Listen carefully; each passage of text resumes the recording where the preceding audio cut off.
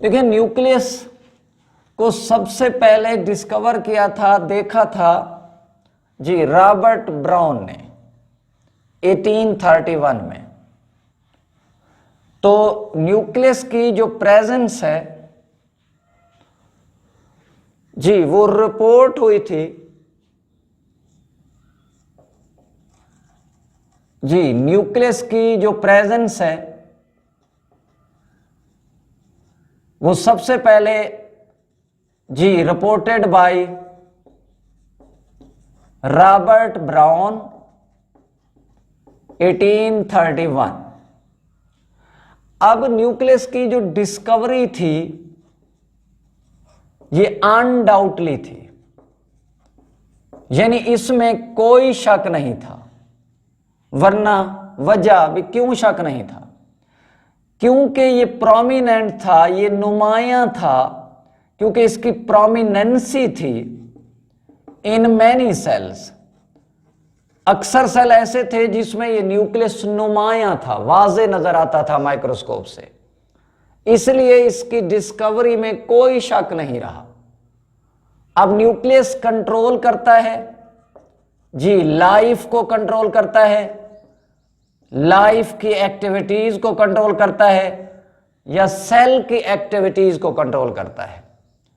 अब न्यूक्लियस की अगर मैं पोजीशन के हवाले से बात करूं तो देखें, एनिमल में ये सेंट्रल इन पोजीशन है न्यूक्लियस, और वैक्यूल के हवाले से प्लान में पढ़ा था कि सेंट्रल बड़ा सा वैक्यूल जो डेवलप हो जाता है ये न्यूक्लियस को पेरिफेरल पुश कर देता है, किनारों की तरफ धकेल देता है, जिसकी वजह से खुद वैक्यूल सेंट्रल पोजीशन ले लेगा और उसका जो न्यूक्लियस है वो पेरिफेरल रहेगा। आमतौर पे जो सेल्स हैं ये मोनोन्यूक्लिएट होते हैं, यानी ऐसे सेल जिनके अंदर एक सिंगल न्यूक्लियस होगा। लेकिन कुछ सेल जो हैं ये बाई न्यूक्लिएट होते हैं, यानी उनके अंदर दो न्यूक्लियाई होते हैं। मसलन आपने जी फंजाई के एस्कोमाइकोटा या बेसिडोमाइकोटा ग्रुप पढ़ा हुआ है, तो वहां देखें उनके हैफी जो हैं वो डाइकैरियोटिक है, बाई न्यूक्लिएट वाले हैं। इसी तरह अगर आपको याद हो कि पैरामीशियम जो है, तो पैरामीशियम के अंदर भी जी दो किस्म के न्यूक्लियाई होते हैं, एक बड़े वाला और एक छोटे वाला, यानी माइक्रो और मैक्रो न्यूक्लियाई मौजूद होते हैं पैरामीशियम के अंदर। इसी तरह बाज ऐसे सेल्स भी हैं जो मल्टी न्यूक्लिएट हैं, यानी उनके अंदर मैनी न्यूक्लियाई हैं। मसलन हमारे जो मसल सेल्स हैं, तो मसल सेल जो हैं ये मल्टी न्यूक्लिएट हैं। अब न्यूक्लियस कब विजिबल होता है? न्यूक्लियस विजिबल होता है इन नॉन डिवाइडिंग सेल, कि जब सेल तकसीम ना हो रहा हो। ऐसे सेल जो डिवाइड हो रहे होते हैं उनमें न्यूक्लियस नजर नहीं आता, क्योंकि न्यूक्लियर मेम्ब्रेन रैप्चर हो जाती है, जेनेटिक मटेरियल डिस्पर्स हो जाता है साइटोप्लाज्म में, और न्यूक्लियस के अंदर जो जेनेटिक मटेरियल है वो in the form of chromatin material होता है। अब ये क्रोमैटिन मटेरियल जो है ये इनविजिबल फॉर्म में होते हैं, यानी ये जब जेनेटिक मटेरियल क्रोमैटिन फॉर्म में होगा ये नजर नहीं आता, इनविजिबल फॉर्म में है। लेकिन आप जानते हैं कि ड्यूरिंग सेल डिवीजन, कि जब सेल डिवीजन होनी होती है फिर ये क्रोमैटिन मटेरियल जो है इनकी कंडेंसेशन और काइलिंग होती है, तो फिर ये विजिबल हो जाते हैं in the form of chromosomes. तो इससे ये जाहिर हो गया कि क्रोमैटिन मटेरियल यानी क्रोमोसोम विजिबल होंगे इन डिवाइडिंग सेल, और न्यूक्लियस विजिबल होता है इन नॉन डिवाइडिंग सेल, क्योंकि क्रोमैटिन मटेरियल की कंडेंसेशन से, कन्वर्जन से फिर बन जाते हैं क्रोमोसोम। अगर मैं न्यूक्लियस की केमिकल कंपोजिशन के हवाले से बात करूं तो केमिकली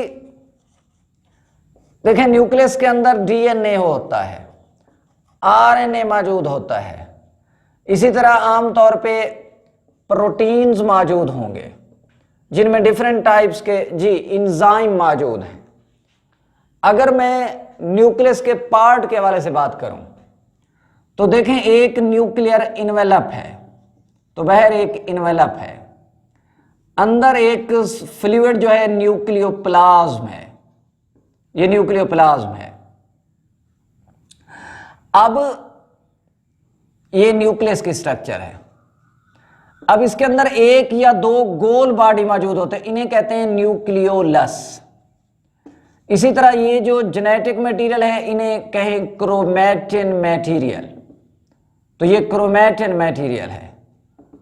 तो ये पार्ट ऑफ न्यूक्लियस है। अगर मैं पहले पार्ट इन्वेलप या जिसे दूसरा नाम देते हैं न्यूक्लियर मेम्ब्रेन, अगर इसके हवाले से मैं बात करूं, देखें न्यूक्लियर मेम्ब्रेन जो है ये न्यूक्लियर इन्वेलप है। ये ऐसा इन्वेलप है जिसमें दो मेम्ब्रेन है, डबल मेम्ब्रेन है। अब देखें एक आउटर मेम्ब्रेन होगी,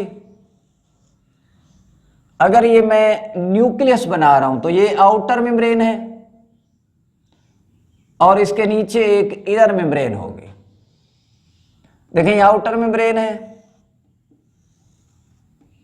और इसके नीचे एक इनर मेम्ब्रेन होगी, तो ये इन्वेलप है, डबल मेम्ब्रेन स्ट्रक्चर है। तो क्लोरोप्लास्ट माइटोकॉन्ड्रिया की तरह न्यूक्लियस भी आमतौर पे डबल मेम्ब्रेन स्ट्रक्चर है, ऑर्गेनेली है। और न्यूक्लियस क्योंकि सबसे पहले डिस्कवर हुआ था, ये प्रोमिनेंस था, तो ये लार्जेस्ट साइज में होता है। तो सबसे बड़ा ऑर्गेनेली जो है वो सेल के अंदर न्यूक्लियस है। अब ये जो आउटर मेम्ब्रेन है ये कॉन्टिन्यूअस है with the endoplasmic reticulum at certain point. ये आपने पहले पढ़ा हुआ है कि ये बाज पॉइंट पर ये जो आउटर मेम्ब्रेन है ये एंडोप्लाज्मिक रेटिकुलम के साथ मिली हुई है, कॉन्टिन्यूअस है। और ये जो इनर मेम्ब्रेन है ये अंदर वाले न्यूक्लियर मटेरियल को, न्यूक्लियर कंटेंट को इनक्लोज करती है, घेरे हुए होती है। लेकिन एक बात जरा आप गौर से सुनना कि ये जो आउटर और इनर मेम्ब्रेन है, देखें एट सम पॉइंट, बाज पॉइंट पर बीकम कॉन्टिन्यूअस। ये देखें ये दोनों मेम्ब्रेन आपस में मिल जाती हैं, कॉन्टिन्यूअस हो जाती हैं। ये देखें ये कॉन्टिन्यूअस हो गए। जब ये आउटर और inner membrane at some point become continuous then pore are form, और इन्हें हम कहते हैं न्यूक्लियर पोर। तो जब आउटर और इनर मेम्ब्रेन कॉन्टिन्यूअस हो जाएंगी, आपस में मिल जाएंगी, तो वहां पोर्स बनते हैं, और ये न्यूक्लियर पोर है।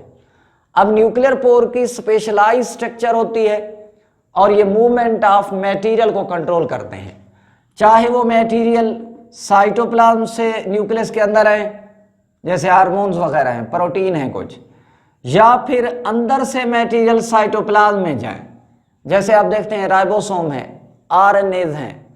तो ये ऐसे मटेरियल हैं जो न्यूक्लियर मेम्ब्रेन से पास होते हैं, और उन पास कहां से होते हैं? न्यूक्लियर पोर से। तो न्यूक्लियर पोर स्पेशलाइज स्ट्रक्चर के बने हुए हैं जो मटेरियल की मूवमेंट को रेगुलेट करते हैं, बाकायदा करते हैं। अब इन न्यूक्लियर पोर की जो तादाद है, ऐसे सेल जो अनडिफरेंशिएटेड हैं, यानी जिन्होंने आगे चल के अभी काम करने हैं, मैं यूं कहूं कि अभी उन्होंने अपनी तमाम तर हिदायत डीएनए से साइटोप्लाज्म में भेजनी है, तो इसलिए फिर न्यूक्लियर पोर की तादाद भी ज्यादा रखी जाएगी। ये जो एग है जिसने आगे अभी आमतौर पर डेवलपमेंट शो करनी है, इंडिविजुअल बनाना है, तो एग अनडिफरेंशिएटेड सेल है और उसमें पोर्स की तादाद 30,000 तक देखी गई है एक न्यूक्लियर मेम्ब्रेन में।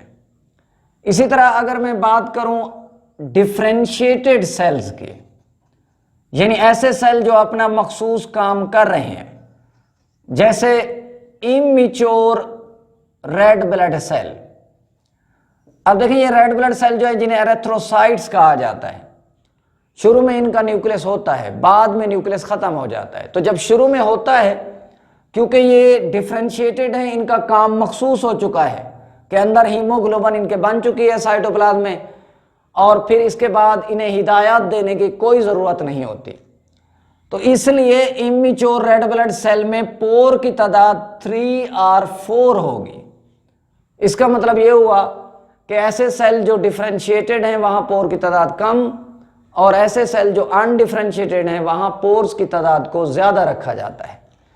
इसी तरह मैं अगर बात करूं न्यूक्लियोलस के हवाले से, देखिए न्यूक्लियस के अंदर जो डार्कली स्टेन्ड बॉडी है, ये देखें न्यूक्लियस के अंदर जिस बॉडी पर डार्कली स्टेन्ड हो जाता है, गहरा रंग हो जाता है, इस डार्कली स्टेन्ड बॉडी को कहेंगे न्यूक्लियोलस। तो न्यूक्लियोलस जी डार्कली स्टेन्ड बॉडी है विद इन द न्यूक्लियस।